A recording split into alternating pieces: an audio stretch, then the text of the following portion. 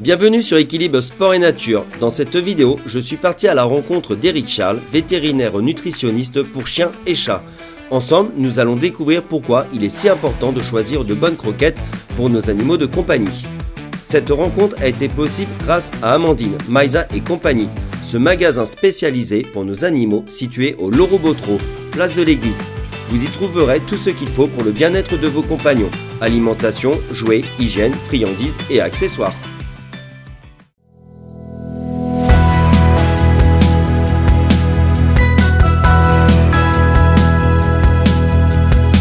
Bonjour Eric. Bonjour. Alors, est-ce que tu peux me dire quelle est ton activité ? Mon activité, elle est dans la nutrition des chiens et des chats et des furets, des carnivores domestiques depuis plus de 40 ans. Alors, pourquoi faire de l'alimentation animale ? D'abord, les animaux sont une passion. D'accord. Ça, c'est clair.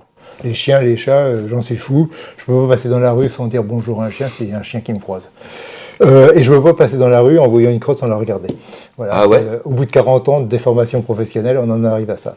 Donc en fait, ça fait 40 ans que je suis dans ce métier-là. J'ai fabriqué énormément de croquettes. Maintenant, j'en suis au stade plutôt d'aider des grosses sociétés dans le monde entier à fabriquer des croquettes, donc à mettre en place des lignes de production, à choisir leurs ingrédients, à faire leurs recettes, à former les gens à faire ceci, à former les gens à cuire les croquettes, parce que ça, c'est pas facile du tout. Et très peu de gens savent le faire. Et en tout cas, très peu de nutritionnistes savent le faire. Alors, pourquoi il est important pour nos animaux, par exemple nos chiens, d'avoir de bonnes croquettes ? Comme il est important pour tout le monde d'avoir de bons aliments. Est-ce que tu peux faire la différence entre un aliment et une alimentation ? Oui. L'aliment, c'est le produit. Oui. L'alimentation, c'est le comportement alimentaire. Oui. On accuse souvent l'aliment. C'est facile. Mais un chien, des fois, ça mange des choses pas très ragoûtantes dans la rue, et pourtant, ils ne sont pas malades. Bien sûr, ils ne mangent pas que ça.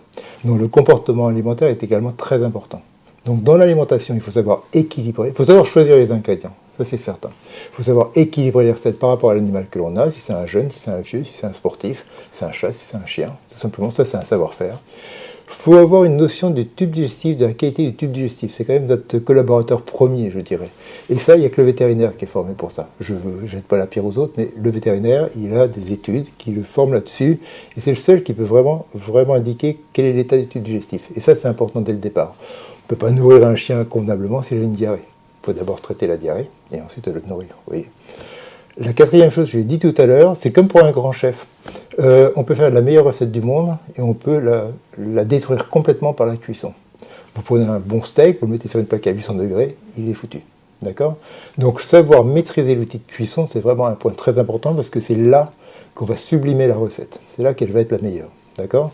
Puis le cinquième point qui est quand même très important, qui m'accroche parce que moi j'étais également le président des instances fédérales françaises et européennes, et qu'il y a une réglementation. Et donc il faut savoir la respecter. Il faut savoir pourquoi elle est faite. Elle est là pour protéger l'homme, elle est là pour protéger le chien, le maître également. Et donc il faut savoir la respecter, donc il faut la connaître. Donc ça c'est un cinquième point en plus, on va dire, c'est un point de plus, mais qui est important à maîtriser. Et des fois dans des opérations marketing, les gens oublient cette réglementation un petit peu, et vont, sans le vouloir peut-être, mais jusqu'à tromper le consommateur sur la réalité.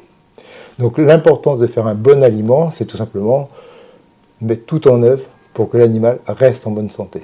L'aliment n'est pas un médicament, ça je suis le premier à le dire, mais par contre effectivement une bonne alimentation, un équilibre parfait, fait que l'animal va rester plus fort, plus robuste sur le plan immunitaire, sur le plan articulaire, sur tout ce qu'on peut imaginer, pour rester en bonne santé le plus longtemps possible à nos côtés. Alors, qu'est-ce qu'on va pouvoir retrouver comme aliment dans des croquettes pour un chien ?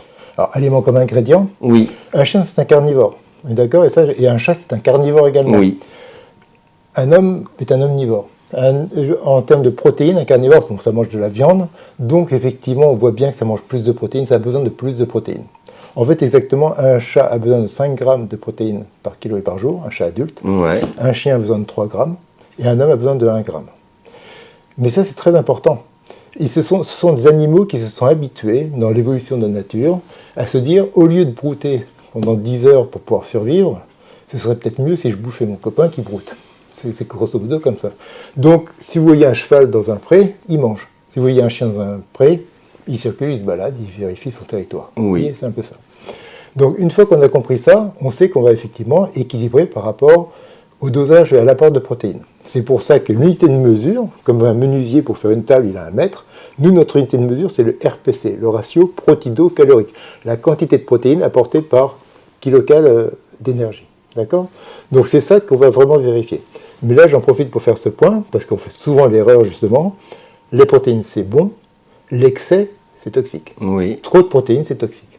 Trop de protéines, même chez un chat, c'est toxique. D'ailleurs, un chat qui a tellement besoin de protéines dans sa vie, dans sa nutrition, a un problème, c'est qu'il va souvent mourir de ses reins. C'est ses reins qui vont lui faire défaut vers 16-17 ans et tout ça. Ça arrive assez souvent. Donc, la protéine, c'est bien. L'abus, c'est pas bien. D'accord? Ça, c'est un point très important parce que beaucoup de gens passent à côté de ceci. On dit carnivore, ça mange que des protéines. Non, ça mange pas que des protéines. D'accord. Alors justement, qu'est-ce qu'on va retrouver comme aliment dans des croquettes? Alors, on va retrouver, ça s'appelle les constituants analytiques. Donc, on a des protéines, Oui. on a des matières grasses. Donc, les protéines sont des sources d'acides aminés. Ouais. D'accord? On a des matières grasses, donc sources d'acides gras saturés, qui vont nourrir le cœur. Le cœur fonctionne avec des acides gras saturés. Les oméga 3, les oméga 6, on entend parler, les oméga 3 avec des effets anti-inflammatoires. Donc tout ça, ce choix de matières grasses, c'est important par rapport à leurs apports. On va trouver des glucides. Alors, les glucides, les gens sont contre les glucides parce que ça a plu, parce que l'histoire était facile. Mais en fait, les glucides, c'est 80% des molécules organiques sur cette planète. C'est un peu normal que les animaux qui y vivent en aient besoin. Okay. D'ailleurs, si les carnivores sauvages mangent en premier les intestins chez leur proie, c'est parce qu'ils y ont une appétence, c'est parce que là-dedans, il y a des glucides. Il y a des glucides et il y a des fibres. Les glucides, c'est des glucides digestibles comme l'amidon. L'amidon, source de glucose. Le glucose, c'est mauvais, sauf que c'est la seule source d'énergie pour le cerveau.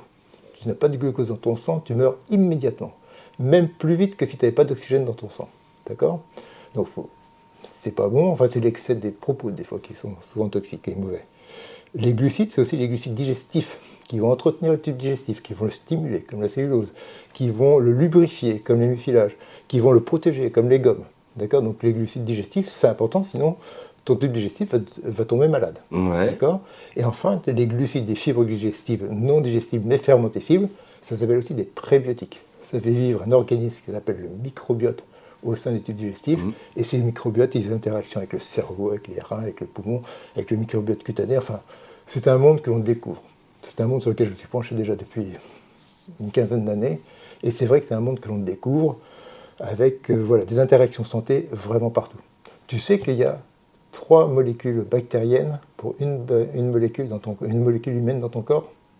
Il y a 3 fois plus de bactéries que de molécules humaines. Si bien que certains dans ceux qui cherchent sur le microbiote, à un moment on disait c'est peut-être sur mon cerveau. Oui. Après on s'est dit peut-être le premier. Et maintenant il y en a qui disent mais peut-être qu'on est des bactéries déguisées en humains, en chats, en laitue. D'accord. On en est là quand même. Dans ce monde-là, on en est là à réfléchir. Voilà. Donc il faut équilibrer tout ça, les glucides. Il reste les minéraux, donc ce qu'on appelle les cendres, qui sont en fait les minéraux et les oligoéléments. La différence, les minéraux, c'est minéral, justement. Les oligoéléments sont plutôt des métaux. Le manganèse, le fer, l'iode et tout ça. Et puis, qu'est-ce qui reste encore? Eh bien, les vitamines. Les vitamines du groupe A, les groupes. Donc, en fait, notre animal de compagnie est exactement comme nous sur la nutrition. Absolument. Ce que tu viens de me dire, c'est que ça soit moi ou Tsubaki, mon chien, c'est la même chose. Et un ver de terre.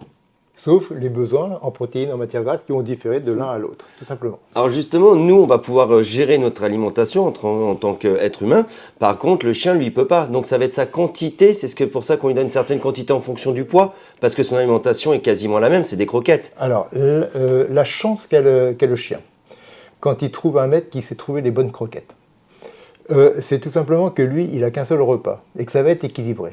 Alors que nous, on n'est pas formé à la nutrition. Enfin, moi, je suis, d'accord? Mais je suis un peu formé à la nutrition humaine aussi. Mais en général, on doit trouver notre repas complet en achetant le matin des biscottes, de la confiture, du café, puis le midi du poulet, de la purée, et le soir, et puis un goûter, et puis le soir une soupe. Tu vois, et on équilibre avec des choses différentes. Alors, d'un côté, on est assez souple, donc c'est bien de manger plein de choses, beaucoup de choses, et ce qui fait qu'on a un repas complet sur un mois, en fait, grosso modo, ou sur une semaine. Ouais. Et du goût. Et on va mettre du goût. Et on va y mettre du goût, on va y prendre du plaisir. Oui. Une bonne croquette chien, bien formulée, avec un produit d'appétence qui va avec, effectivement, le chien ne se pose pas la question. Il a toujours la même chose. Oui. Ça, c'est l'intérêt, parce qu'on a une bonne croquette et que le chien peut effectivement agir, aider sa santé à perdurer. L'inconvénient, effectivement, c'est quand on peut trouver d'abord une croquette qui est déséquilibrée, donc ça, il faut y faire attention. Et l'autre inconvénient aussi, c'est que le chien mangeant toujours la même chose, son tube digestif s'habitue à digérer cette chose-là. Quand tu lui apportes une autre croquette, Et il y a des nouveaux éléments, notamment des nouvelles protéines. Par exemple, un aliment peut être au poulet, l'autre peut être au poisson. Et son tube digestif ne va pas être capable de le digérer tout de suite. C'est ce qu'on appelle la transition. S'il ne le digère pas, les protéines vont passer directement dans le gros intestin. On va modifier l'équilibre de la flore intestinale. On va faire plutôt des bactéries qui sont mauvaises, comme les salmonelles, les clostridium et ceci. Une inflammation du tube digestif, une belle diarrhée. Voilà, c'est la logique de la transition. Manger la même chose tous les jours, à la même heure ou quand il veut. Tous les jours, voilà. Mais c'est beaucoup mieux. C'est bien, mais c'est une contrainte. Pour changer, il faut faire une transition. D'accord, ok. Penser à faire alors que nous, les humains, on ne pense pas à une transition forcément, parce qu'on mange de tout le temps, notre tube digestif est habitué à plein de choses. Le chien s'habitue à manger toujours la même chose, effectivement, il faut bien respecter une transition entre chaque aliment. Avant qu'on parle de la fabrication de croquettes, est-ce qu'il est bien de laisser au chien lui-même, en fait, de toujours remplir sa gamelle et qu'il serve lui-même, ou lui mettre une ration tous les jours? Alors, le chien, c'est une très bonne question, parce qu'il y a le chien et il y a le chat. Ouais. Le chien, c'est un animal qui est pas territorial, qui est un animal de meute. Donc un chien, ça vit avec d'autres chiens. Oui. Dans la nature, quand il y a une proie qui tombe par terre, c'est le premier qui arrive qui mange. Donc ça bouffe tout de suite. Hein, c'est glouton. Ça, c'est la nature du chien. Alors, bien sûr, il y a des chiens qui sont plus calmes, surtout des chiens qui sont domestiqués et tout ça. Chez le chat, c'est un animal territorial. Lui est tout seul sur son territoire. Il sait qu'il a sa proie, il vient y manger de temps en temps, il vient butiner. Donc pour le chat, le mieux, effectivement, c'est d'avoir une grosse quantité, enfin pas une grosse quantité, mais une quantité importante sans calculer sa ration. Et le chat, dans 9 cas sur 10, il va se rationner tout seul, il va butiner ses croquettes un peu de temps en temps, toute la journée. On surveille. S'il ne grossit pas, s'il arrive à se maintenir, on peut le laisser comme ça. Le chien, il faut faire attention. Parce que le chien, il a un estomac qui est énorme. Chez le chiot, il faut savoir que l'estomac, c'est le deuxième organe le plus gros après la peau, en taille de dimension, d'accord ? Okay. Parce qu'il est fait pour avaler, et puis se dire peut-être que dans une semaine, je ne vais rien avoir. D'accord ? Alors que le chat, c'est différent, il a son territoire, il a sa proie qu'il a abattue et tout ça. Donc, donner trop à un chien, il risque de le manger. S'il mange trop, il ne va pas tout digérer, notamment les protéines. Les protéines vont aller au tube digestif, c'est encore, enfin au gros intestin, au côlon, et encore le fameux microbiote. Donc on risque d'avoir des diarrhées, des cacamous, des flatulences, voire aussi des chiens qui arrêtent de manger parce que à un moment ils ont trop mangé. Donc comme nous, on mange trop chez des amis pendant 15 jours, ils nous nourrissent bien. Quand on rentre dans la voiture, on pense aux tomates et à la salade. Oui, exactement, oui. Voilà. Et c'est la même chose. C'est des erreurs qui sont faites par les gens et par mes confrères, c'est très important. Surtout chez les chiots. Les chiots, il faut comprendre que leurs besoins, ils grandissent. Donc leurs besoins en quantité de croquettes va augmenter au fur et à mesure d'âge jusqu'à 7-8 mois. Puis après, ça va stagner, voire diminuer un petit peu. Un chiot de 4 mois mange autant qu'un chien de 4 ans. Si on peut se donner un peu la chose. Pourtant, c'est petit. Par contre, ses besoins par kilo de poids vif vont diminuer. Et c'est comme ça, tac, tac, tac. Ces grandes falaises, c'est ce qu'on appelle des phases de croissance. Pendant ces phases de croissance, les gens, souvent, continuent à donner sans se rendre compte, c'est pas du tout de leur faute, d'accord ? Donc le chien, c'est comme s'il était chez son ami, pendant 15 jours, il mange un peu trop. Et il s'arrête de manger. Enfin, tout au moins, il pinoche un peu. Donc il va manger moins et on va s'affoler. Alors on va tout faire pour lui mettre de la sauce, pour ceci, pour qu'il mange. On va aller chez le véto qui va changer peut-être de croquette. Non. Parce que déjà, il n'en peut plus. C'est pas la peine de lui faire en plus une transition alimentaire, d'accord ? On lui laisse faire sa diète. Il fait un jeûne. On ne s'affole pas, il garde sa vitalité. Voilà. S'il ne garde pas sa vitalité, attention, parce qu'il y a des virus qui passent chez le vétérinaire. Mais s'il garde sa vitalité, on le laisse faire sa diète. Il fait son jeûne tranquille. Il reviendra. Alors, un chien qui va aller faire une balade d'1 heure, 2 heures, 3 heures, ou qui va aller courir, il est dit, alors là je ne suis pas spécialiste, qu'il ne faut pas lui donner à manger avant. C'est vrai ou pas qu'il y aura un retournement d'estomac ? Il vaut mieux lui donner à manger quand ? Pour que lui récupère, parce qu'il a besoin de récupérer l'animal. Oui, tout à fait. Alors, bon, manger avant d'aller courir, même pour nous, faire du sport, c'est pas forcément le mieux. On est clair, déjà ça gêne un peu. Le risque de torsion d'estomac, il va se retrouver plutôt chez les vieux chiens. Et chez plutôt les grandes races, parce que leur anatomie digestive est ainsi. C'est vrai qu'il faut faire attention, tout simplement parce que l'estomac, au départ, il est très musculaire. Puis à force, il va s'user un petit peu, il y aura des petites inflammations, il va devenir un peu comme un sac de pommes de terre, donc plus très musculaire. Donc des torsions d'estomac, les chiens en font régulièrement, mais ils se remettent tout seuls. Mais plus on avance en âge, et plus effectivement le risque de se retourner, enfin la possibilité de se retourner est délicate. Donc oui, effectivement, c'est le bon sens de ne pas surnourrir un chien. Il peut manger 20-30% de sa ration journalière, il n'y a pas de souci, Avant de quoi. partir, faire une marche, une balade, aller courir. Bah, une marche, il n'y a aucun problème. Voilà, d'accord. Il faut savoir que le trot est l'équivalent du pas pour nous, chez le chien. D'accord. Voilà. Donc, même un chien qui trotte à côté de nous, à côté d'un vélo, Aucun peut manger. souci. Mais on ne s'amuse pas à lui donner toute sa ration Oui. tout de suite. Alors, est-ce que toi, tu as fabriqué tes propres croquettes ou pas? Ah oui, j'ai une usine où effectivement je fabriquais jusqu'à 150 000 tonnes par an, donc c'était pas mal. Et on peut les retrouver où alors ces croquettes? Alors ça c'était un ancien temps, maintenant j'ai plus d'usine de croquettes, j'aide des gens effectivement à fabriquer une gamme que j'ai... En fait c'est une gamme que j'ai réalisée par rapport à un groupe Facebook que j'ai formé pour aider, pour informer les gens justement sur la réalité, sur l'alimentation des chiens et des chats. Et un jour, on m'a dit, bah, tiens, puisque tu as des gens parmi tes clients qui fabriquent des croquettes selon tes conseils, selon tes formules, ceci, cela, est-ce que tu peux nous faire une gamme? C'est parti comme ça. Donc j'ai fait une gamme vête saveur, dont le principal attrait pour moi, c'est qu'elle me laisse en contact avec les personnes, les propriétaires de chiens, qui peuvent m'appeler. Sur le site, en tout cas, il n'y a pas mon numéro, mais il y a au moins mes coordonnées, l'adresse mail, ouais. Écrire et puis contacter le docteur Eric Charles. C'est moi, ça tombe sur mon adresse mail et je réponds. Je réponds sous 24 heures, largement maximum. Mais mon vrai métier, c'est donc toujours d'aller former des entreprises à l'étranger, souvent. Enfin, j'ai déjà fait la France, j'ai fait l'Europe aussi. Maintenant, je suis à l'étranger pour monter des lignes de pet food. Donc, choisir, sélectionner les ingrédients, réaliser les recettes. Bon, le tube digestif, ça c'est autre chose.